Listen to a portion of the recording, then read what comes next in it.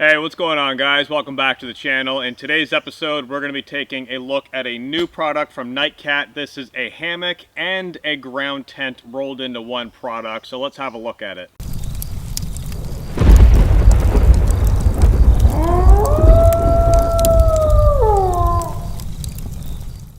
Alright, so to get started, let's undo the stuffed sack and have a look at what this product comes with.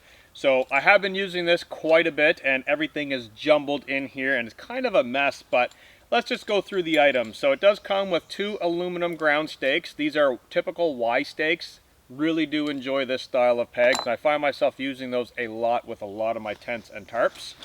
We then have 2 aluminum pole sets, and we'll talk about this a little later on, but there are 2 aluminum pole sets.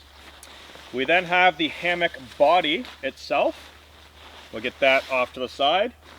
And we have the rain fly to the hammock. And then we also have a couple of stuff sacks in here. So there is an included stuff sack for the tent pegs and another stuff sack for the tent poles. I typically don't like to use these because then it's just too much to open up once I'm out at camp and unpacking and whatnot. So I usually just pack it away loose, but it does come with the separate bags if you wish to use them. And then the actual stuff sack itself, which of course you can use this for other gear, putting clothing in at camp, putting a sweater in here, zipping it up and using it as a pillow inside of the hammock, which is what I do. And that is basically it. So let's cover some of the specs really quickly, and then we're going to talk about how unique this product is and the multiple ways you can set it up. Alright guys, so diving into the specs, I have the current listing pulled up on my cell phone right now off of Amazon.ca, and I'm going to read through some of the specs that they have placed here in the advertisement. For the size of the tent, so this is the tent body from very far point to the other far point, so when it's all set up, the total length of the tent is 8.9 feet long, which is 270 centimeters. It measures 140 centimeters, also known as 4.6 feet wide. So that is a fairly generous room inside, and that's both in a hammock and as a ground configuration tent. So that should give you an idea of how much livable space is inside. So it does come with the aluminum poles like I've covered, the pegs, the guy out lines, the hammock straps, which I did not show. I'll have to show those in a little bit. It comes with everything that you do need to set this up. The hammock straps are rated for 440 pounds, so you can move around in there and not worry about the hammock straps letting go, which is quite common with most hammocks. Those straps are very durable and very strong. The recommended pitch for this is between trees from 3 to 4 meters in distance and 1.2 meters tall. That is also known as 3.9 feet tall and 9.8 to 13 foot span. This hammock does get pitched a little tighter than your typical hammock, and I'll show that when we do set it up in a hammock configuration. Talking about some of the materials, we'll get this stuff out of the way really quick because I know a lot of people want to know this stuff. The material is a 70D nylon fabric. It supports 440 pounds. And the whole package weighs 4 pounds. So that's everything here weighs 4 pounds. So that's not terribly bad for a tent and a hammock rolled into one. Now, I will mention if you are going to be packing in with this and you're not sure if you're going to be using it as a hammock or a tent on the ground, I recommend bringing in a sleeping pad as opposed to an underquilt, because if you do pitch it on the ground, you'll have the sleeping pad, and a sleeping pad can still be used inside of a hammock. Even though I typically like to use an underquilt, there are options. But if you do happen to think about bringing this on the trail and you're not 100% sure where you're going to sleep, a sleeping pad is definitely the way to go. So those are some pretty respectable specs considering this is a hammock and a tent rolled into one. I do have the straps here. They were wrapped up in the hammock body itself, so might as well touch on these. So they are a decent strap. These aren't the thin, cheap straps. These are actually quite thick, and they are one of the looped systems, which is commonly called a daisy chain. So they do have multiple loops that you can hook onto with the carabiners on the end of the hammock that are also supplied. So we do have some nice material with a really nice carabiner and a nice locking clasp on there as well. So that is included. The price point on this system is $145 Canadian. So for everything you're getting, that is really not that bad. This is a poly coated material, so it is very, very waterproof. Everything on here is seam taped, so you're not going to have any leaking seams. The zippers look pretty decent. I don't believe they are a YKK. They're not a YKK zipper, however, they are a very nice zipper. The stitching and the reinforced areas on this look to be very good quality. So how about we get this set up on the ground as a open bivy configuration, and then we'll put the rainfly on top, and then we'll move into a hammock configuration. All right, so now that we have the tent totally set up, both poles and both pegs into the ground, there is only one point of entry on the system. It is currently on this side. It does feature a large U-shaped door, which I'll unzip right now, which gives you access. Now, there is no toggle to hold this back, so you do have to kind of flop it up top, which is not a problem because it just stays there very nicely. Even in a hammock configuration, this is easy to keep out of the way, granting access inside of the tent. Now, I will mention this is not very tall, so this is not a shelter that you're going to crawl into and lounge around. It's more of crawl in and go to sleep. However, this does work excellent in the summertime just as is, and you could pitch an additional tarp over top to prevent from rain leaking inside, or you can use the provided rain fly as a camouflage shelter because it is in a camouflage print. It's also available in a yellow and a green. So if you do get the green or the camo, you can have basically a nice stealth bivy shelter, which is really interesting. Now, I like using it just like this on the ground to escape some of the bugs. When I'm out on ultralight hiking trips and whatnot, I can pitch this on the ground and then run a rain fly over top. And this is basically a sleeping shelter. Crawl in and go to sleep. It's only about 14 inches in height, so keep in mind if you're running a sleeping pad inside of here, you're going to lose 2 to 3 inches in height, and that's what I'm talking about. Basically, you crawl in and go to sleep. So I'll demonstrate what it looks like with me inside of it. All right, so coming inside of the ground tent, you can see that I do have ample amount of room.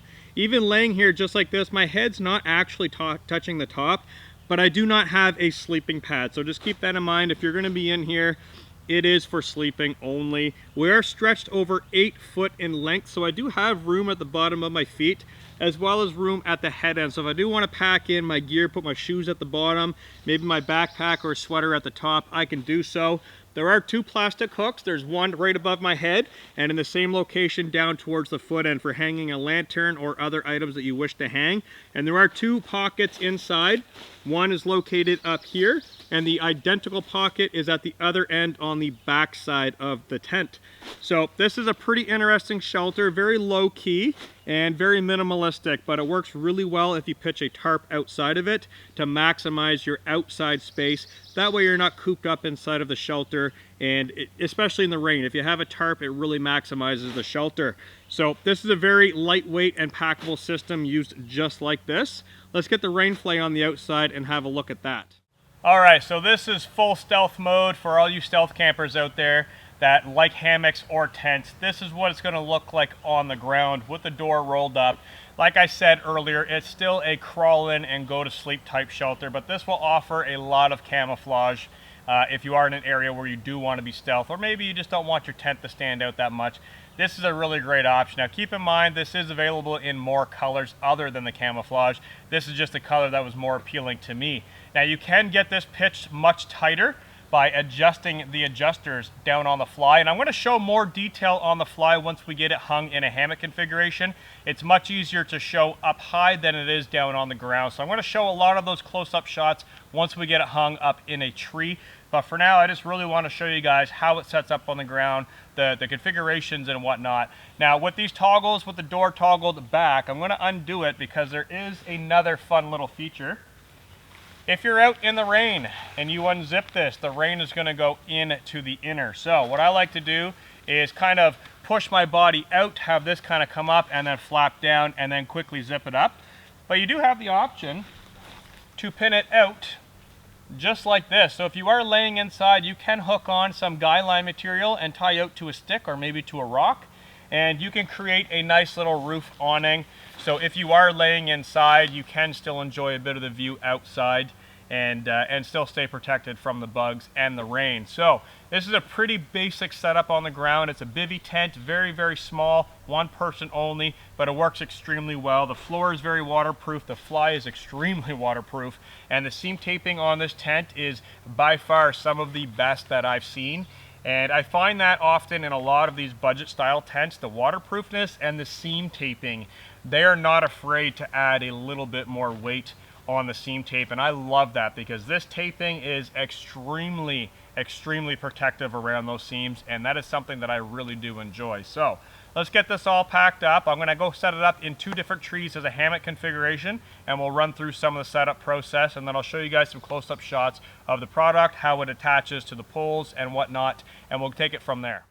Alright guys, so now we've got the hammock strung in between 2 trees. You will notice that this is pitched rather high up off the ground, and those straps are pulled very tight. This is not typical of how you would hang an ordinary traditional hammock. However, with this hammock, it does need to be both high up off the ground and stretched very tight, and I'll show you why. So coming over to the zippers, we'll unzip the door, and I'm just going to jump in and show you guys how much this does sag when you get in. However, it stays nice and tight when you're laying inside of it. So you can clearly see that this hammock went down, but it is still pulled nice and tight. Once you get your body weight inside of here, it really pulls out nice and tight, and it is very close to actually being a flat lay hammock. So crawling inside,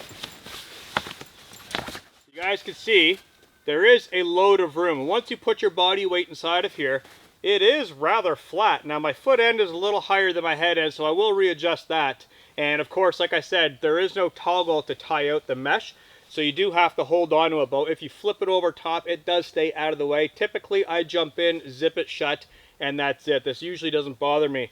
But inside of this hammock, there is a ton of room. I've got, when I lay down from my nose to the top, I've got about 1 foot, maybe 1.5 feet of room. I do have that plastic hook up top, like I was saying, so if I do want to hang a lantern or whatever, that is very useful. And these pockets that are built into the side are extremely useful for putting gear, and then it doesn't slide down underneath of you. So this is really useful for a pocket knife, a flashlight, keys, whatever you need to put in the pocket, that is there for. So this is a very nice and roomy hammock inside. I'm going to jump out and show you guys some of the features up close that I missed while we had it set up on the ground as a tent, and then we're going to get the rainfly on and have a look at that. Alright, so coming in for a closer look here, this is the webbing material that the tent pole goes into on the side of the hammock, giving you a good 5 to 6 inch gap in between your tent pole, which is where your fly sheet would be, and the actual tent body. Here's an up close look at the carabiner system, this strap being the hammock strap, and this strap being the tree strap. Very nice clasp on these carabiners, very simple hookup, and very effective. Coming over to the non-door side of the hammock, you'll notice that there are these buckles here that are very similar to backpack buckles. This is where you would attach the rain fly and then tension the system from the non-door side of the shelter. On the underside of the hammock, there are 4 tie-out points in each corner. On this particular corner, I've attached one of the 2 included shock cord guy lines, and this is an anti-roll system to prevent the hammock from rolling when not inside of it. Coming in a little closer here, you can see right where these tent poles go into the sleeve. Again, there's about a 3 to 4 inch gap from these sleeves, giving you loads of ventilation to create a true double wall tent.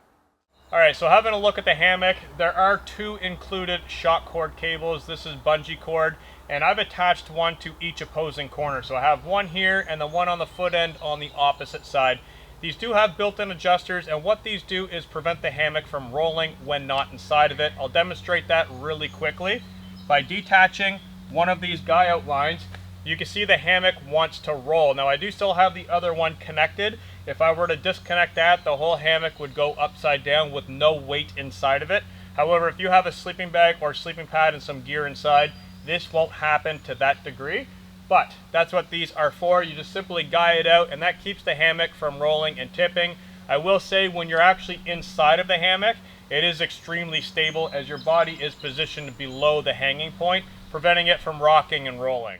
Alright guys, so now we've got the rain fly on the hammock. Everything is secured properly. I did leave the front door open, and I just threw it up on top of the bug net so you guys can see the inner hammock and the outer rain fly. Now, I do want to touch on this really quickly. I'm just going to jump over here, and if you guys look over here at how this is connected, it is connected with a carabiner to the main hammock strap, and there is an adjuster built into this to get this really nice and tight.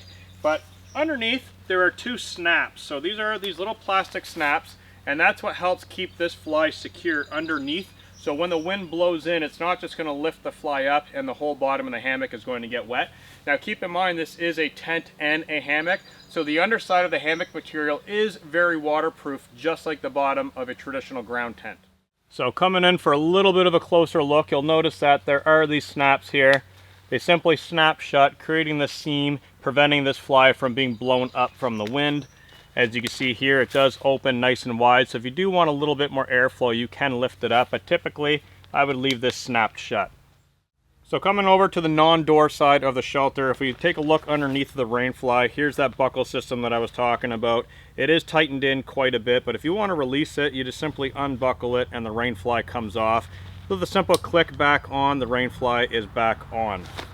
Alright guys, so after having a pretty decent look at the shelter setup on the ground and in the tree as a hammock, what are my final thoughts? Well, coming in at 145 Canadian dollars, that is a pretty respectable price point for a ground tent and a hammock system rolled into one. I think it's a unique product that allows you to both go camping in locations that require a ground setup and a hammock setup in your backpack, so you're not having to bring two shelters or really have to pick out a campsite. So if I come across an area that's too rocky and I cannot sleep on the ground as I planned on, I can grab the straps and the fly and pitch it up in a tree. But one important thing is you want to be bringing a sleeping pad for a hammock and ground tent setup rather than an underquilt. And touching on underquilt, I do want to mention this does work with an underquilt. If you do choose to use one, I recommend using an underquilt that has a lot of adjustments, as this does need to be kind of tailored. You're going to have to pull in those adjusters on your underquilt and get it up pitched the way it's supposed to, because this needs to be pitched as a hammock very tight, not as a typical drooping hammock. It needs to be pulled tight. So I use this with an underquilt. It works really well. I've used it in the tent configuration with a sleeping pad. It also works really well and I enjoy it. Now, is it the perfect hammock? No. Is it the perfect tent? Absolutely not. But it is the perfect item if you plan on packing lightweight, because this is 4 pounds for a tent and a hammock system, which is not terrible. But what it allows you is basically to go anywhere as you want and set up a shelter wherever you want without having to skip over a location because the ground's not level, or maybe there's not enough trees in the area. You can set up ground or in the tree. So I do think it is a very unique product in that aspect. So to just add to my final conclusion, I will mention, if you plan on using an underquilt with this hammock system and you're going to be running the provided rain fly, please be aware that if it does rain, your underquilt is going to get wet, because these rain flies typically create a cocoon effect around the hammock, not giving you any side protection or under protection from the elements. So if you are going to be running an underquilt with the hammock, I really do suggest switching to a different rain fly for a hammock system that you can actually pin down low to prevent any rain or snow from blowing in on your shelter. And you basically want to be bringing a sleeping pad with this. Realistically, if you're going to be using this and hiking in with this and you're not sure of where you're going to be sleeping, a sleeping pad is going to offer the best bang for your buck, allowing you to sleep on the ground or in a hammock configuration hung by trees. But I will mention, this works extremely well as a hammock with a different rain fly. This provides so much interior space, and with these tent poles that are included that really help fan out the hammock material, it actually helps support the outer rain fly, much like a pole mod would on different rain flies. So having a rain fly for a hammock that closes in with some doors works tremendously well with this hammock setup and these poles. I do have a camping video that I'll link down in the video description using this setup with a rain fly if you guys are interested in having a look at that, and with an underquilt hanging underneath of the hammock. But to wrap up the Nightcat hammock / tent system, I am happy with it. It is a unique product to break away from the normal systems. And if you happen to come across an area that you can't sleep with a hammock, you can always put it on the ground and use it as a tent as well. So I'm interested to hear your guys' thoughts on the Nightcat hammock system. What do you guys think? Do you think it's worth it? Do you think it's unique? How would you change it? Drop those all down in the comment section and I'll definitely be there checking it out to see what you guys think. And that is basically all I've got. So thank you very much for watching. Peace out, and I'll catch you in the next video.